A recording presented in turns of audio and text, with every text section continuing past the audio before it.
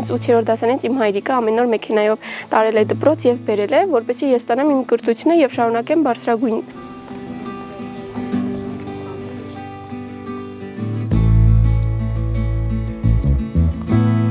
Ողջույն, ես Քրիստինան եմ, Արմավիրի մարզից։ Բնականաբար եզդի համայնքում կարծրատիպեր կան։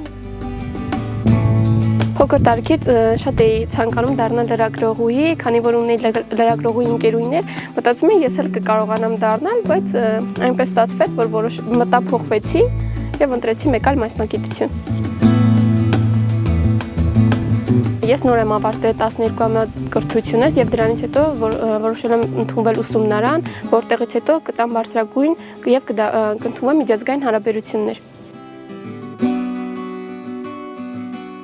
Եզդի կանայք հիմնականում բախվում են այն խնդիրների, որ չեն կարողանում կրթվել, ինքնազարգանալ եւ պաշտպանել իրենց իրավունքները։ Ամեն մեկի մոտ ինձ թվում է տարբեր է, ըստ իրենց նախասիրությունների, իրենց երազանքների եւ նպատակների։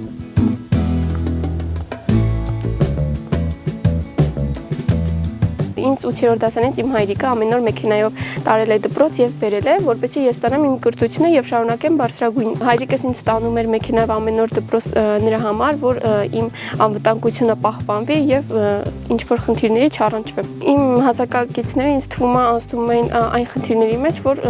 իրոք կա նրանց մեջ այն վախը, որ չգիտեմ, միգուցե չկարողանան կրթությունը շարունակել, իրենց արժեվ շատ խնդիրներ լինի, միգուցե դրա համար են դուրս գալի, ուղղակի իրենց անվտանգությունը պահպանելու համար։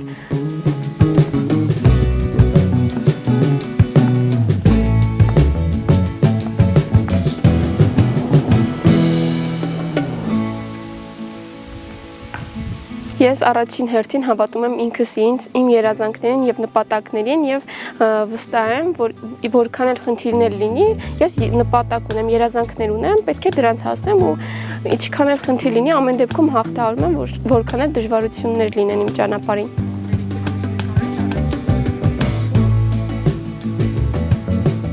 Իմ ավանք ընկերների մեջ եղել են այնպիսի աղջիկներ, որ նրանք եզդի են եղել եւ շատ դժվարությունների միջով են անցել, բայց ստացել են կրթություն, նրանք եղել են իմ համար օրինակ, իսկ հիմա ես եմ փորձում լինել օրինակ մյուսների համար։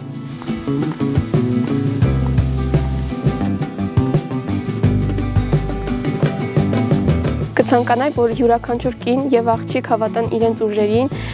պայքարեն իրենց նպատակների եւ ինքնազարգացման համար, որովհետեւ կրթությունը շատ առաջնային է եւ կցանկանայի, որ ոչինչից չվախենան, որքան էլ որ դժվարություններ լինի։